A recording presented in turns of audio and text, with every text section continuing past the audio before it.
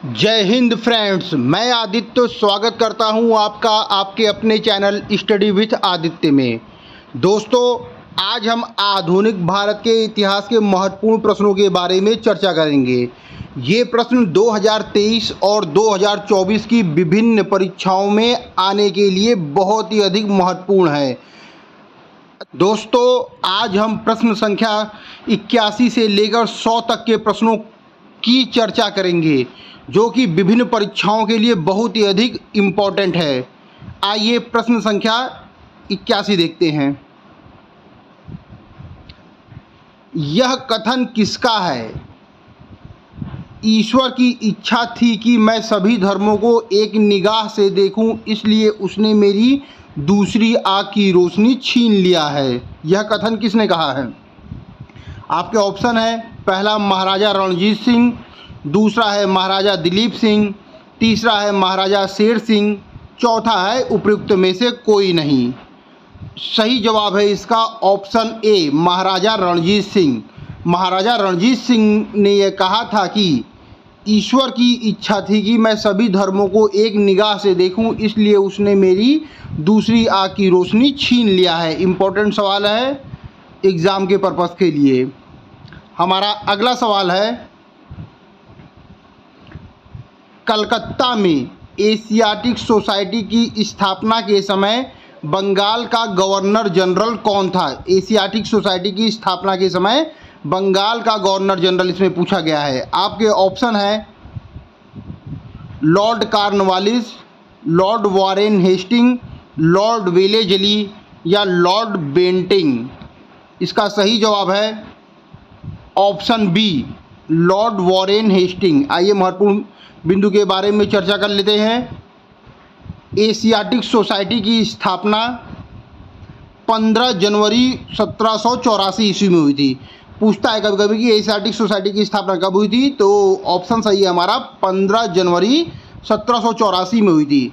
दूसरा इसमें महत्वपूर्ण बिंदु है, उस समय बंगाल का governor general lord Warren Hasting था। वॉरेन हेस्टिंग का कार्यकाल कितना है? 1774 से 1785, और जबकि स्थापना कब हुई थी? 1784 में, तो इसलिए लॉर्ड वॉरेन हेस्टिंग होगा। हमारा 83 सवाल है, सहायक संधि को किसके कार्यकाल में क्रियान्वित किया गया था? Lord Cornwallis, sir John Shore, Lord Wellesley या चौथा ऑप्शन है हमारा लॉर्ड ऑकलैंड। हमारा सही आंसर है इसका लॉर्ड वेलेजली। सहायक संधि, अगर पूछता है एग्जाम में सहायक संधि से संबंधित कोई प्रश्न आता है तो उसका आंसर होगा लॉर्ड वेलेजली। ये इंपॉर्टेंट सवाल है दोस्तों, पढ़ लीजिएगा इसको, ज़रूर से ज़रूर इसको पढ़िएगा। हमारा अगला सवाल है, किसके प्रशासन काल में स्थायी बंदोबस्त प्रारंभ किया गया था? स्थायी बंदोबस्त का प्रारंभ पूछा गया। इसमें ऑप्शन दिया गया है, Warren Hasting, sir John Shore, lord Cornwallis, lord Wellesley. इसका सही जवाब है हमारा ऑप्शन सी, लॉर्ड कॉर्नवालिस। इसका सही आंसर है लॉर्ड कॉर्नवालिस। आइए महत्वपूर्ण बिंदु के बारे में चर्चा कर लेते हैं। 1793 ईस्वी में लॉर्ड कॉर्नवालिस ने भू राजस्व की स्थायी बंदोबस्त प्रणाली को प्रारंभ किया था। किसने प्रारंभ किया था? लॉर्ड कॉर्नवालिस ने। कब प्रारंभ किया था? 1793 ईस्वी में प्रारंभ किया था। स्थायी बंदोबस्त प्रणाली को प्रारंभ किया था। इसे ईस्तमरारी, जागीरदारी, मालगुजारी इत्यादि भिन्न भिन्न नामों से जाना जाता है। दूसरा महत्वपूर्ण बिंदु है, स्थायी बंदोबस्त व्यवस्था बंगाल, बिहार, उड़ीसा तथा उत्तर प्रदेश के वाराणसी तक के क्षेत्र में लागू थी। इसके अंतर्गत समूचे ब्रिटिश भारत के क्षेत्रफल का लगभग 19% हिस्सा शामिल था। तीसरा महत्वपूर्ण बिंदु है, इस व्यवस्था के अंतर्गत जमींदारों के एक नए वर्ग को भूस्वामी घोषित कर दिया गया, जिसे भूमि में लगान का 10/11 भाग कंपनी को देना था तथा 1/11 भाग अपनी सेवाओं के लिए अपने पास रखना था। हमारा अगला सवाल है, वर्ष 1857 के विद्रोह के दौरान बहादुर शाह ने किसे साहब ए आलम बहादुर का खिताब दिया था? अच्छा सवाल है।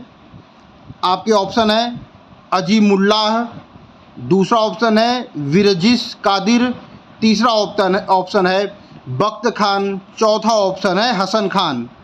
इसका सही जवाब है ऑप्शन सी, बख्त खान। बख्त खान को कौन सी उपाधि दी गई है? साहब ए आलम बहादुर का खिताब दिया गया है। और किसने दिया था? ये बहादुर शाह ने दिया था। हमारा अगला सवाल है, 86वां सवाल है।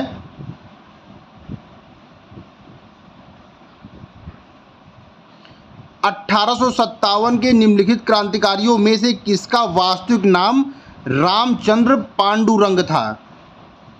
ऑप्शन है कुंवर सिंह, तात्या टोपे, नाना साहब या मंगल पांडे। इसका सही आंसर है हमारा ऑप्शन बी, तात्या टोपे। तात्या टोपे का वास्तविक नाम क्या है? रामचंद्र पांडुरंग। ये पीसीएस की परीक्षा, समीक्षा अधिकारी की परीक्षा, आरओ, जुडिशरी, बहुत सारी और भी परीक्षाओं में बहुत ही इंपॉर्टेंट सवाल है कि पूछता है कि किसका वास्तविक नाम रामचंद्र पांडुरंग था। तो आंसर सही है हमारा ऑप्शन बी, तात्या टोपे। तात्या टोपे का वास्तविक नाम क्या था? रामचंद्र पांडुरंग। हमारा अगला सवाल है, सवाल नंबर 87। आनंद मठ उपन्यास की कथावस्तु किस पर आधारित है? ऑप्शन है चुआर विद्रोह पर, सन्यासी विद्रोह पर, पालीगर विद्रोह पर या तालुकेदारों के विद्रोह पर। सही आंसर है हमारा ऑप्शन नंबर बी, सन्यासी विद्रोह पर। आनंद उपन्यास की कथा वस्तु किस पर आधारित है? ऑप्शन नंबर बी, सन्यासी विद्रोह पर आधारित है। हमारा अगला सवाल है, वाराणसी में प्रथम संस्कृत महाविद्यालय की स्थापना किसने की थी? ऑप्शन है Jonathan Duncan, Lord Macaulay, Warren Hastings, Bankim Chandra ने। तो हमारे पास 4 ऑप्शन है और पूछा गया है कि वाराणसी में प्रथम संस्कृत महाविद्यालय की स्थापना किसने की थी? इसका सही जवाब है ऑप्शन ए, जोनाथन डंकन ने किया था संस्कृत महाविद्यालय। प्रथम संस्कृत महाविद्यालय की स्थापना किया था। कहाँ किया था? तो ये भी पूछा था कहाँ किया था? वाराणसी में किया गया था। हमारा अगला सवाल है, स्वदेश वाहिनी के संपादक कौन थे? ऑप्शन है सीवी रामन पिल्ले, सीएन मुदालियार, के रामकृष्ण पिल्ले या सीआर रेड्डी। सही इसका जवाब है ऑप्शन सी, के रामकृष्ण पिल्ले। स्वदेश वाहिनी के संपादक कौन थे? तो के रामकृष्ण पिल्ले इसका सही आंसर है। हमारा 90 सवाल है, ये कथन किसका था? यह कथन किसका है? ईश्वर के बारे में सोचने के लिए मेरे पास वक्त नहीं है, क्योंकि अभी इस धरती पर ही मुझे बहुत काम किया जाना है। ये कथन किसने कहा है कि ईश्वर के बारे में सोचने के लिए मेरे पास अभी समय नहीं है, क्योंकि अभी इस धरती पर ही बहुत काम किया जाना है? यह कथन किसका है? ऑप्शन है स्वामी विवेकानंद, स्वामी दयानंद सरस्वती, स्वामी रामकृष्ण परमहंस या ऑप्शन डी है ईश्वर चंद्र विद्यासागर। तो इसका सही जवाब है हमारा ईश्वर चंद्र विद्यासागर ने कथन कहा है। हमारा अगला सवाल है, ब्रिटिश इंडियन एसोसिएशन के प्रथम अध्यक्ष कौन थे? ऑप्शन है सुरेंद्रनाथ बनर्जी, राधाकांत देव, गोपाल कृष्ण गोखले या Anand Mohan Bose. British Indian association के प्रथम अध्यक्ष पूछा है, इसका सही आंसर है ऑप्शन बी, राधाकांत देव। आइए हम महत्वपूर्ण बिंदु के बारे में चर्चा कर लेते हैं। ब्रिटिश इंडियन एसोसिएशन की स्थापना अक्टूबर 1851 में कलकत्ता में हुई थी। कहाँ पर हुई थी? कलकत्ता में हुई थी। कब हुई थी? 1851 में हुई थी। दोनों सवाल इंपॉर्टेंट है, नोट कर लीजिएगा। इसके संस्थापक सदस्य राधाकांत देव, जो कि ऑप्शन में दिया गया है, राधाकांत देव, देवेंद्रनाथ टैगोर, हरिश्चंद्र मुखर्जी, राजेंद्र लाल मित्र इत्यादि हैं। और इसका दूसरा महत्वपूर्ण बिंदु है, इसके प्रथम अध्यक्ष राधाकांत देव थे। हमारा अगला सवाल है, यह कथन किसने कहा था? कांग्रेस आंदोलन ना तो लोगों द्वारा प्रेरित था, ना ही उनके द्वारा सोचा या योजनाबद्ध किया गया था। ऑप्शन है lord Dufferin, lord Curzon, sir Syed Ahmad Khan या लाला लाजपत राय। हमारा सही जवाब है इसमें ऑप्शन डी, लाला लाजपत राय। हमारा अगला सवाल है, निम्नलिखित क्रांतिकारियों में से किस क्रांतिकारी की फांसी गोरखपुर जेल में हुई थी? इंपॉर्टेंट सवाल है, एग्जाम में ये पूछा करता है। ऑप्शन है हमारा, पहला है राम प्रसाद बिस्मिल, दूसरा है राजेंद्र लाहिड़ी, तीसरा है रोशन सिंह या चौथा है अशफाक उल्ला खान। कहाँ पूछा गया है किस क्रांतिकारी की फांसी गोरखपुर जेल में हुई है? हमारा सही आंसर है इसमें राम प्रसाद बिस्मिल की फांसी जो हुई है वो गोरखपुर जेल में हुई है। आइए महत्वपूर्ण बिंदु के बारे में चर्चा कर लेते हैं। काकोरी कांड 9 अगस्त 1925 को घटित हुआ था। ये भी इंपॉर्टेंट सवाल है कि काकोरी कांड कब घटित हुआ था, तो 9 अगस्त 1925 को घटित हुआ था। इस घटना में कुल 29 भारतीय क्रांतिकारी पकड़े गए थे। इसमें राम प्रसाद बिस्मिल, अशफाक उल्ला खान, रोशन सिंह, राजेंद्र लाहिड़ी आदि पर मुकदमा चलाकर फांसी दे दी गई थी। अगला महत्वपूर्ण बिंदु है, राम प्रसाद बिस्मिल की जो फांसी हुई थी वो गोरखपुर जेल में हुई थी। राजेंद्र लाहिड़ी को गोंडा में फांसी दी गई थी। रोशन सिंह को इलाहाबाद में फांसी दी गई थी। और अगला महत्वपूर्ण बिंदु है, अशफाक उल्ला खान को फैजाबाद में फांसी दी गई थी। इसमें हमारे प्रश्न में पूछा गया था कि राम प्रसाद बिस्मिल को कहाँ फांसी दी गई है, तो वो गोरखपुर जेल में फांसी दी गई थी। बाकी महत्वपूर्ण बिंदु भी बहुत ही इंपॉर्टेंट है। हमारा अगला सवाल है, निम्नलिखित में से किस महिला ने भारतीय तिरंगा सबसे पहले फहराया था? ऑप्शन है हमारा अरुणा आसफ अली, दूसरा ऑप्शन है भीखाजी कामा, तीसरा ऑप्शन है दुर्गा भाभी ने, चौथा है कमला देवी चट्टोपाध्याय ने। इसका सही आंसर है ऑप्शन भी, भीखाजी कामा ने। भीखाजी रुस्तम कामा ने सबसे पहले भारतीय तिरंगों को फहराया था। कहाँ फहराया था? तो ये जर्मनी में फहराया था, स्टुटगार्ट में फहराया था। कहाँ फहराया था? जर्मनी के स्टुटगार्ट में सबसे पहले भारतीय तिरंगे को फहराया था भीखाजी रुस्तम कामा ने फहराया था। हमारा अगला सवाल है, भारत की प्राचीन कला परंपराओं को पुनर्जीवित करने के लिए एक Indian society of oriental art college की स्थापना की गई थी। किसने किया था इसको? ऑप्शन है अवनींद्रनाथ टैगोर ने, दूसरा ऑप्शन है असित कुमार हल्दर ने, तीसरा ऑप्शन है नंदलाल बोस ने, चौथा ऑप्शन है अमृता शेरगिल ने। सही आंसर है इसका ऑप्शन ए, अवनींद्रनाथ टैगोर ने स्थापना की थी। किसकी? Indian society of oriental art की स्थापना की थी अवनींद्रनाथ टैगोर। ऑप्शन ए सही जवाब है। हमारा अगला इसमें महत्वपूर्ण बिंदु हम देख लेते हैं। पहले, राष्ट्रीय आंदोलन के बढ़ते प्रभाव के वातावरण में अवनींद्रनाथ टैगोर ने 1905 में अपने बड़े भाई गगनेंद्र नाथ के साथ मिलकर Indian society of oriental art की स्थापना की थी। कब किया था? वर्ष 1907 में। 1907 में एक और घटना घटी थी, वो थी सूरत विभाजन।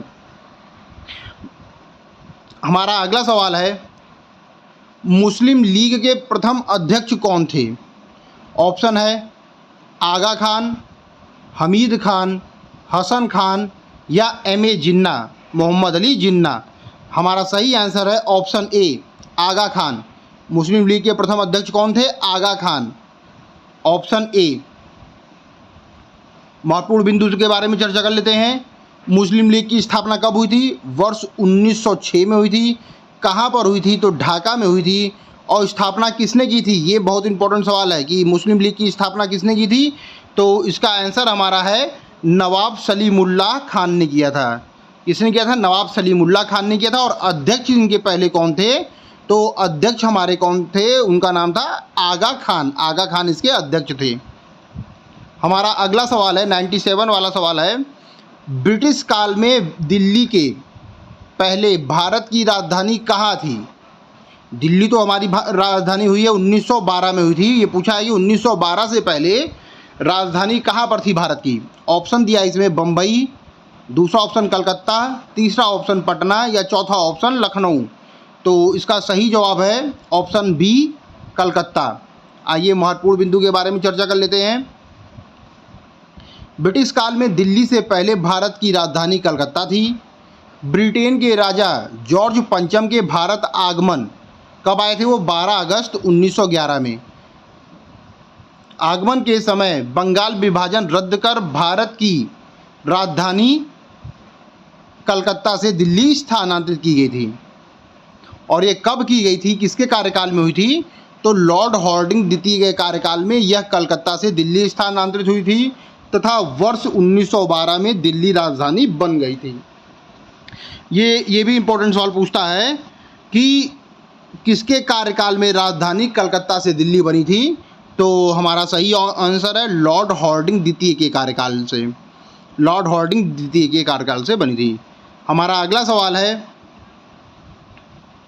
प्रथम विश्व युद्ध के दौरान आंदोलन जो भारत में अधिक लोकप्रिय हुआ था। प्रथम विश्व युद्ध के दौरान पूछ रहा है। ऑप्शन है स्वदेशी एवं बहिष्कार आंदोलन, दूसरा है होम रूल आंदोलन, तीसरा है पृथकतावादी आंदोलन, चौथा है स्वराजिस्ट पार्टी आंदोलन। इसका सही आंसर है ऑप्शन बी होम रूल आंदोलन। होम रूल आंदोलन कब फेमस हुआ था? प्रथम विश्व युद्ध के दौरान फेमस हुआ था। हमारा 99वां सवाल है, दक्षिण अफ्रीका में रहने की अवधि में महात्मा गांधी ने निम्न में से जिस पत्रिका का प्रकाशन किया था उसका नाम क्या था? दक्षिण अफ्रीका में जब महात्मा गांधी रहे थे तो उस समय की पत्रिका का नाम पूछा गया है। ऑप्शन है इसमें, पहला है नवजीवन, दूसरा ऑप्शन है अफ्रीकनर, तीसरा ऑप्शन है इंडियन गजट, चौथा है इंडियन ओपिनियन। हमारा सही आंसर है D, option D Indian opinion. इसका सही आंसर है Indian opinion, option number D है। आइए महत्वपूर्ण बिंदु के बारे में चर्चा कर लेते हैं। दक्षिण अफ्रीका में गांधी जी ने इंडियन ओपिनियन नामक अखबार निकाला था। दूसरा इसमें है कि यह अखबार गुजराती, हिंदी, तमिल और अंग्रेजी भाषा में प्रकाशित होता था। और भी एक महत्वपूर्ण बिंदु इसमें है, ये महत्वपूर्ण, बहुत ज़्यादा महत्वपूर्ण बिंदु है कि वर्ष 1904 में डरबन में यानी दक्षिण अफ्रीका में फिनिक्स फॉर्म की स्थापना की थी। पूछता एग्जाम में कि फिनिक्स फॉर्म की स्थापना किसने किया था? तो उसका सही जवाब है हमारा महात्मा गांधी ने किया था। हमारा आज का अंतिम और 100वां प्रश्न है, ब्रिटिश सरकार ने महात्मा गांधी को जो उपाधि दी थी और जिसे उन्होंने असहयोग आंदोलन में वापस कर दिया था वह उपाधि कौन सी थी? आपके ऑप्शन है, पहला है हिंद केसरी, दूसरा ऑप्शन है कैसर ए हिंद, तीसरा है राय बहादुर, चौथा है राइटच ऑनरेबल। इसका सही जवाब है ऑप्शन बी कैसर ए हिंद। कैसर ए हिंद की उपाधि ये ब्रिटिश सरकार ने महात्मा गांधी को प्रदान की थी और महात्मा गांधी ने इसे वापस कर दिया था। कब वापस किया था? असहयोग आंदोलन के समय वापस कर दिया था। आइए महत्वपूर्ण बिंदु के बारे में चर्चा कर लेते हैं। जिस समय गांधी जी भारत आए थे उस समय प्रथम विश्व युद्ध चल रहा था। उन्होंने सरकार के युद्ध प्रयासों में मदद की, इसके लिए सरकार ने उन्हें कैसर ए हिंद से सम्मानित किया था। क्यों सम्मानित किया था? क्योंकि इन्होंने प्रथम विश्व युद्ध के दौरान अंग्रेजी सरकार की मदद किया था, इसलिए इन्हें कैसर ए हिंद की उपाधि प्रदान किया था। दूसरा इसमें महत्वपूर्ण बिंदु है, असहयोग आंदोलन में गांधी जी ने कैसर ए हिंद के सम्मान को वापस कर दिया था और एक लोग ने और अपनी उपाधि वापस की थी। किसने? जमुना लाल बजाज ने अपनी राय बहादुर की उपाधि को वापस कर दिया था। ये भी इम्पोर्टेंट सवाल है, एग्जाम में पूछता है कि राय बहादुर की उपाधि किसे दी गई थी और उसने कब वापस किया था? तो असहयोग आंदोलन के दौरान जमुना लाल बजाज ने अपनी राय बहादुर की उपाधि को वापस कर दिया था। दोस्तों, अगर आप चैनल में नए हैं तो चैनल को लाइक और सब्सक्राइब जरूर करें स्टडी विथ आदित्य में। धन्यवाद फ्रेंड, जय हिंद फ्रेंड्स।